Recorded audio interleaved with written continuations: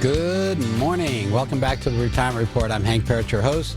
All right, I've shared a lot with you this morning so far, and I want to get into finishing out this piece so we can move on to next week some more on investing for you. Travels and hobbies, milestones. So this is ages 62 to early 70s. As I mentioned, that's when you first qualify to start receiving Social Security benefits at age 62. Another key age at that point is age 65 when you first qualify for Medicare. And then again, your full retirement age, 66 to 67, depending on your date of birth. And then age 70, the latest that you would want to delay starting to take your Social Security benefits. Excuse me. And you have to look at a number of things. So when it comes to that age 70 or when to take Social Security, we can weigh it for you and help you. There are break-even points, typically around age 80, with regard to these decisions. But so you factor in part of that is when, what your own gene pool may be, how long mom and dad. I've had people I met this week that their parents are still living and well into their 90s. So they're going to definitely want to plan longer, right? And they look to be in good health and they take care of themselves. Good lifestyles. And then others, if they may have the other issue, maybe you've got health issues already and you're younger, and maybe mom and dad didn't live as long and you're concerned that, well, I'm probably not going to live, maybe they didn't get out of their 70s and you're thinking that's the same for you. So whatever it is, this is why it becomes such a personalized thing and why we do the individual report. In addition to sharing with you what I do on air, in other words, when I offer the opportunity for you to get a personalized report, it's so that you can see for your situation what's going to work best. And that's the same thing with a Roth analysis. It's not, even though this is a great tool and can be very beneficial, not for everyone. Sometimes we run those numbers and it works better not to do a Roth. So that's why when I give this information to you, understand you need to look at your specific situation to determine whether it's best for you. And if you're not, this is where typically you're going to need some help with that. So get with your advisor.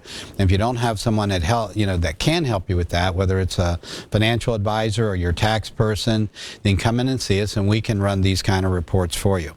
All right. So things we start looking at in the early retirement years, in particular, now that we retire, and now we start thinking of, we have more leisure time, right? We've got more time to do the things we enjoy. So travel and hobbies. We're now transferring from a retirement savings plan where we've been, putting money in every pay period to where now we're now on a retirement spending plan. We're going to start taking money out to supplement our income to be able to maintain our standard living quality of life. So that means also regular reviews of your financial plans due to inflation, market changes, and life changes. Things are going to happen. Life happens, and there are going to be things happen there. Maybe the kids need some help. Maybe the parents need some help, as we had talked about earlier. And you're going to need additional resources for that. Where do you take that money from? Are you going to be, how much can you do and still not worry about blowing up your plan and running out of money? Eligibility for Medicare. This is the decisions. Do I do original Medicare? Do I do a Medicare Advantage plan? Which one's going to be best for you? What type of, if you go on original, then you got Medicare supplement plans and choosing those. So we can help you with those kind of things as well. Questions for your advisor. How do you make your savings last, right? The biggest one. No one, right? It's one of the biggest fears out there is running out of money during our lifetimes and not being able to continue our lifestyles throughout our lifetime. So how do you make sure that doesn't happen? Good planning is a big part of that. We can share, as I do every week here, trying to bring you information to help you learn how to do that even more with a personalized plan where we look at your specific situation and develop a plan for you. How do you plan for the unexpected? Having an emergency fund, right? That's one of them. And then a short-term fund, understanding the distinctions here. An emergency fund when things happen that we don't expect, a short-term plan for things that we know are going to be coming, like maybe we plan for a home renovation or we're going to replace a vehicle. We've got that money set aside to do that. All right, because we don't want to have money invested in the stock market that we're going to need over in the immediate time, right? Potentially the emergency fund, or over a shorter period, say over the next 3 years, 2 to 3 years, I don't want to put that money in the market because the market goes down and I would plan to pull that out to buy a car. That's not a good thing, right? That gives me, say I put 30,000 in to get a car, and or 50 or whatever your taste might run, and then when I look at I put it in the stock market and all of a sudden it's worth 25 or 20, or and we don't want that to happen. So we keep that into a short-term fund. We're going to use guaranteed type things. So it could be a savings, checking, money market, short-term CDs, short-term fixed annuities, maybe getting a little bit of interest until we need it. But that's the kind of planning you need to do to make sure that you're going to be okay.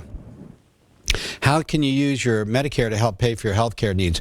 Understanding, again, these early retirement years, your investment mix organized to generate the income you're going to need. As we were just talking about, you need an income plan, and it needs to be, by the way, a tax-efficient income plan. This is one of the things I see all too often, where people pull money out of their, they use up maybe their cash first and then move thinking that they want to defer taxes as long as they can. And then when they get to the tax deferred part, their taxes gradually go up in such a way that had they maybe blended those out in the early years, they could have reduced their taxes overall over their lifetimes. So a good plan, a good tax-efficient income plan is very important when it comes to planning for retirement. How to plan for the unexpected, we just talked about. What are the possible ways to manage inflation? Again, right, we have to, why are we investing in the stock market and taking that risk? Because we need to stay ahead of inflation. We're protecting the purchasing power of those dollars. And inflation can really have a tremendous effect. I mean, if you're looking at, if you needed, pick a number. Let's say you needed $60,000 a year for your expenses, and you can, whatever your number is, 60,000, 80, 100 or more, right? Let's use 100. It's easier math. If I have 100,000 and I need today to pay my expenses to maintain my standard living quality of life, what's that going to look like in 10 years' time? Okay, in 10 years' time, it means I'm probably going to need closer to about 130,000 to get the same things that 100,000 does today. If I got a plan in place to allow me to increase my income as that occurs. And then what else can happen in life besides inflation? How about health, right? As we get older, health care is becoming more important, right? Health issues may start to crop up.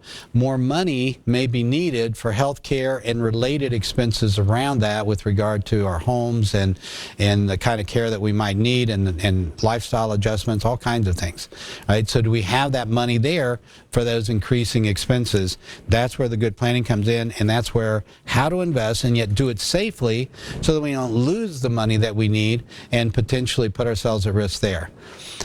This is why investing wisely and how to invest in the market, that I spend so much time with that one. All right, let's look at the later retirement years.